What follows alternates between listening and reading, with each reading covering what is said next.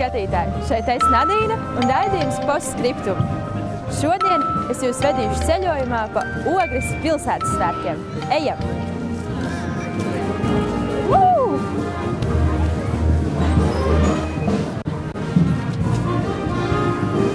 Šis ir tas slavenais auto, ar kuru mēs piedalījāmies gan Latviņamerikā Dakāras rallijā, gan šogad arī Zīdceļu rallijā Krievijā. Elektriskais rallija auto. Tad uz priekšu mašīna dzen tikai elektrība. Apakšā un priekšpusē ļoti daudz akumulātori. Un tā kā Dakārā ir jānobrauc 800 km, bet mūsdienu akumulātori paši pat labākie. Un tik daudz salikti tomēr ir, nespēja to izdarīt. Tad mums ir iekšā mašīna aizmugurē ģenerators. Ģenerators griežas un mēs paši uz vietas saražojam strāvu. Nu, un tā mēs kopā varam nobraukt Dakāras apstākļos 800 km. Protams, kā tāda sacīkstēšanās vai sportiskais rezultāts vēl mēs nevaram tā kā uz to pretendēt, un tas arī nav mūsu mērķis. Mēs joprojām esam vienīgie, kas elektrību brauc šādus rallija reidus. Un kā jums radās tā doma taisīt kaut ko tādu? Gribējās latviešiem būt pirmajiem. Mēs varējām to paspēt, un mēs to paspējām. Neviens vairs nevarēs būt pirmais, kas nobrauc lielo rallija reidu maratonu ar elektrību. Tie esam mēs. Šādu sporta mašīnu mēs taisām 9 mēnešos. Šo mašīnu mēs uztaisījām 7 mēnešos. Ļoti tas bija sarežģīti un grūti, bet mums bija jāpaspējas pagājušo gadu, jo bija risks, ka kāds cits aizteiksies mums priekšā. Tādēļ mēs to izdarījām. Ir tas, ka ir klusums. Es braucu, ir klusums. Protams, ka tad, kad ģenerators strādā, tad tas rūc tāpat kā parasta mašīna, teiksim, ja, bet tās izjūtas ir atšķirīgas to, ka nav jāpārslēdz ātrumu, piemēram. Es tā kā, visi zina, vilciens, Ogrē, elektriskais vilciens, ja, kā aiziet, tā aiziet. Arī skaņa līdzīgi drusku kā trolejbusam, ja. Tā kā ir šīs atšķirības, pie kurām ļoti patīkam pierast, un braukšana ir ļoti komfortabla un laba. Blēņas, protams, ka ir darīts Ogrē. Es esmu dzimis rīdznieks, un savukārt ļoti ilgi, jau nezinu, gads 20 esmu ogrēniecis, jeb Ogres novadnieks tagad jāsaka, jā. Un arī mašīna tapuši šeit. Arī visu mūžu nodarbojos ar autosportu esmu, un, protams, autosporta sakarā mēs esam gan Ogres rajonā šīs mašīnas būvējuši, tepat tās Ogrē visas sporta mašīnas, gan arī sacensībās piedalījušies, un tad mums tur ir tādas stāstas, spoku stāstas, ko varētu stāstīt par šiem notikumiem. Ir piedzīvots viss kaut kas, gan labas lietas, interesantas lietas, bet tas jau tieši labi, ka ir ko atcerēties. Viens sēž pie stūras un mēģina ātri pabraukt, otrs meklē ceļu. Lai atrastu ceļu, šeit vēl ir papildus ierīces, ko organizatori iedod, līdzīgs GPS-am un daudz sarežģītāks, dažādas drošības ierīces arī. Un jāskatās, mēs visu laiku sekojam līdz tiem visiem elektrības radītājiem, kas ir ļoti daudz. Ja? Uz šiem ekrāniņiem mēs tā kā lidmašīnā redzam informāciju, gan to tekošo, ko mēs gribam, gan jebkurā dziļumā, ko mums nav bijis slinkums šeit vēlēties redzēt, mēs šeit redzam. Ja? Un tas patiešām ar acīm jāskatās līdzi, jo Dakāras režīms ir tāds, ka nevar visu iepriekš paredzēt un ieprogrammēt un būt gatava programma, ka tajā brīdī notiek tas un tas lēmums, gala lēmums jāpieņem cilvēkam, un tādēļ ļoti daudz, kam ir jāsako līdzi. Tā pārējā ziņā šī mašīna ir līdzīga kā parasta mašīnas. Ja? Vienīgais, ko var redzēt, kur ir elektriskais motors, tas ir elektriskais motors, kas ar to lodziņu ir redzams. Ja? Tad šeit apakšā ir akumulātori un priekšā ir akumulātors. Un aizmugurē tas ģenerators. Un 2 rezerves riteņas. Un nav maz vietas jums? Ja jūs šeit iekāpt, jūs redzētu, ka šeit ir ļoti ērti. Iznāk sporta sēdeklis ir ļoti ergonomisks un ļoti patīkams, un arī viņā ir ļoti ērti sēdēt. Tad, ja man kādreiz muguru sāp, tad vislabākā vieta ir sporta sēdeklī sēdēt. Ir ļoti ērti. Jūs varat pēc tam iekāt pamēģināt. Un šitā arī interesanta lietiņa, tas ir elektriskā bremze.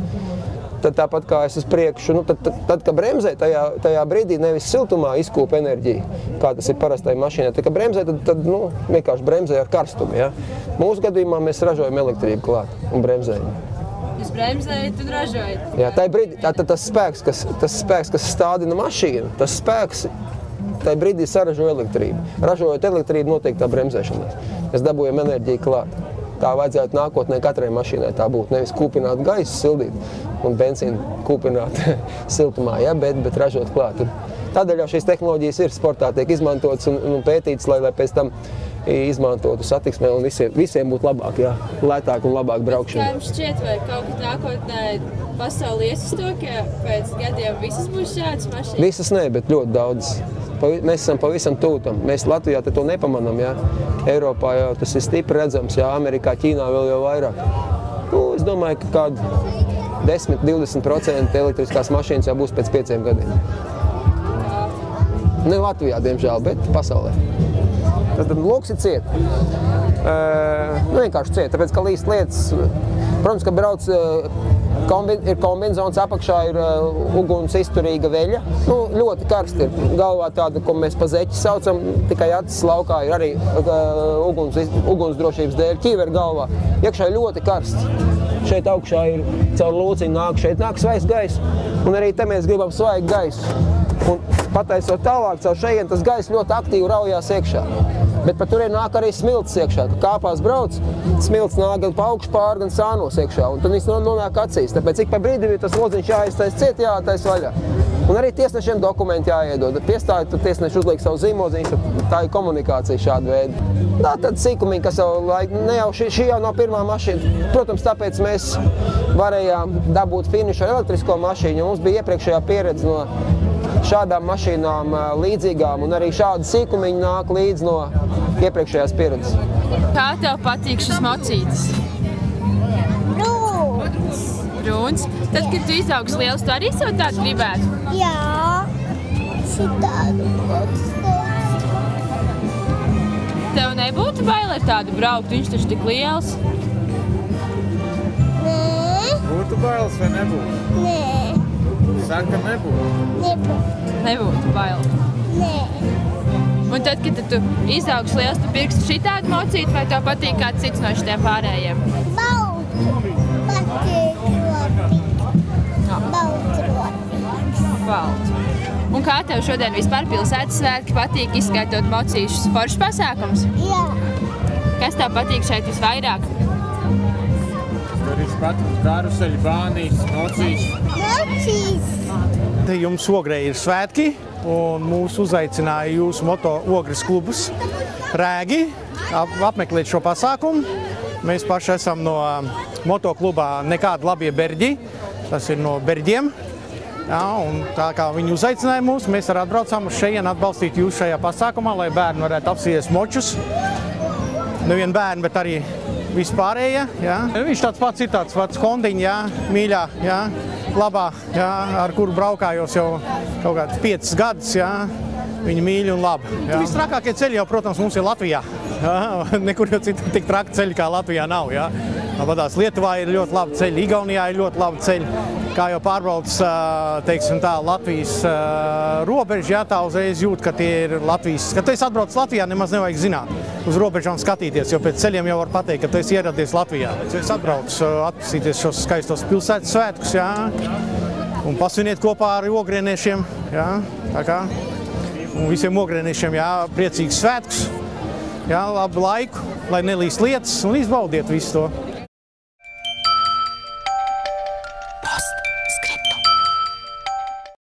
Savādo riteņu puiši rudenī bija Ogrē. Šodien viņi šeit ir atkal, tāpēc iesim parunāties, kas ir mainījies viņu dzīvēs un viņu riteņos.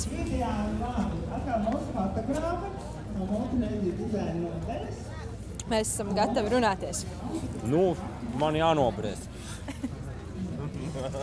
Nu, tad tā lēnām mēģinam. Nu, tā lēnām. Jūs ar saviem ritiņiem bijāt pie mums Ogrē arī rudenī. Jā. Pastāstiet, kas ir mainījies, kas ir nācis klāt, vai kas varbūt ir pazudis no jums? Nu, pazūd jau tie riteņi, nu, tā kā nolietojās, daudz tiek sazāģēti un pārmedināti pa jauno, un jauni ir rekur. Šitas te ir maijā tapis workshopā, šitas te ir tapis, arī šitas ir tapis pavasarī. Šitas te nesen ir tapis. Īstenībā tad baigi daudz jaunu riteņi.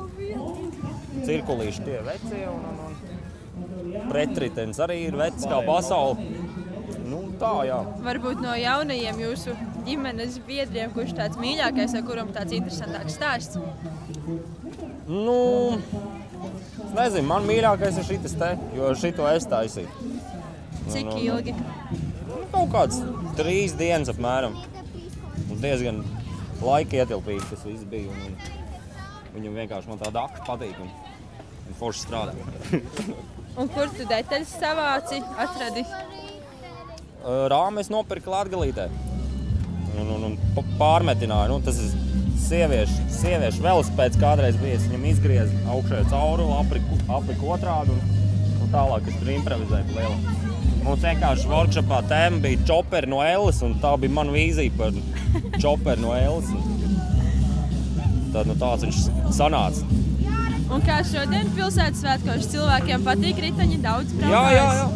Diezgan liela interese. Tev patīk? Jā, man patīk. Kurš ritenis tev vislabāk Šitas. patīk? Nav bail braukt, neliekas, ka nokritīsi? Nē. Tu ar vienu riteni arī varbūt mēģināji pabraukt? Nemēģināsi? Varbūt nezinu. Tikai uzmanīgi. Un kā tu ar vienu riteni brauc? Ar vienu riteni man ir pārāk bēdīga pieredze. Es kaut kā nespēju viņu apgūt. Tur vajag treniņu, kā man parasti neatliek laiks. Kā jums šodien patīk pilsētas svētki? Ļoti skaisti. Es jau gan neesmu visu apskatījies, bet paiešu pa Brīvības ielu un bija tirdziņā, paskatījos, kā tur ir. Interesanti. Es domāju, ka noteikti vajadzētu biežāk. Ogri skaista pilsēta, klusa. Tādi svētki ļoti iepriecē vietējo publiku. Man liekas, ka ir izdevušies, lai arī šogad laiks varbūt mūs nelatīna tik ļoti kā pagājuši gadu, bet man liekas, ir vērojams daudz uzlabojumu un jaunas idejas, kas man tiešām priecējā. Lūk, arī es esmu ieguvis tetovējumu, Jānu. Tu esi drosmīga meitene. Un kas tev varbūt vislabākais, kā to tev tetovēju patīk šodienas svētkos? Man patīk tā kopības sajūta. Es negribētu nosaukt kaut ko konkrētu, vai tur tetovēšanas studija vai Gardēža iela vai kas, bet man liekas tā šoreiz ļoti patīkami ir, kad ir iesaistīti pašmāju kolektīvi. Tas rosina arī gan vietējos iedzīvotājs būt šajā dienā uz vietas, gan arī viņu radus atnākt, apstīties, kā tad viņi uzstājas. Man liekas, tā kopības sajūta ir jūtama šodien. Nē, patīk. Smuki. Kas ir tāds, kas kaut kas īpašs, kas jums īpaši patīk? Parasti jau Ogrē maz tā kaut kas notiek, tad tagad vismaz ir kaut kā svētkos. Un kā jaunākajiem? Kas te ir tāds īpašs foršs pie mocīšiem bijāt? Jā. Pie ritiņiem bijāt? Jā. Un ko jūs vēl plānojat apmeklēt? Visu. Mēs jau esam apmeklējuši arī daudz. Mēs vēl dziedāsim trijos. Es esmu apsēdusies blakus tā kā puisim, bet tā kā vecmāmiņa. Kas tad tu esi? Mēs esam muzikāls projekts Baba Jaga. Tātad mēs muzicējam uz ielām. Šis jau mums ir kāds 5. gads. Sastāvs ir mainījies vairākas reizes. Es tā kā vienīgais dalībnieks palicis vai no pirmatnējiem laikiem. Un pastāstiet, kā tad radās šī ideja diezgan drosmīgā mainīt savu virsšķo pusi par kolorītām momītēm? Tas radās vienkārši spontāna ideja. Vajag izmēģināt kaut ko jautru, kaut ko nebijušu, neredzētu tādu. Tad radās ideja uzvilkt vecmāmiņu tērpus. Un kā cilvēki reaģē, kāda ir atsaucība? Ļoti liela un laba. Visiem patīk. Visiem patīk. Nav tā, ka skatās ar Skype un saka, no jau šitādi. Protams, ir ļoti, daži tādi eksemplāri ir, bet, principā nav daudz. Un varbūt jums ir jau kādi īpašie hīti, kurus jūs zināt, ka šīs dziesmas jau noteikti aizies, kurus paķers publiku. Justins Bībers patīk cilvēkiem. Vēl patīk. Visādi patīk hīti. Mēs zinām, mums ir savi hīti, kas piesaista publiku. Un kā jums šodien Ogres pilsētas svētkos? Kāda ir atsaucība, kāda cilvēki? Ļoti liela atsaucība, viss ir ļoti forši. Super. Mūsu raidījumu sauc Postskriptum. Un tad es reizēm jautāju cilvēkiem, kurus intervēju, lai viņi pasaka savu postskriptum. Un tad vai tu varētu pateikt postskriptum? Un tad, kas uz sirds? 2, 3 vārdos. Baba Jaga! Paldies, tad lai jums skaisti spēlējās.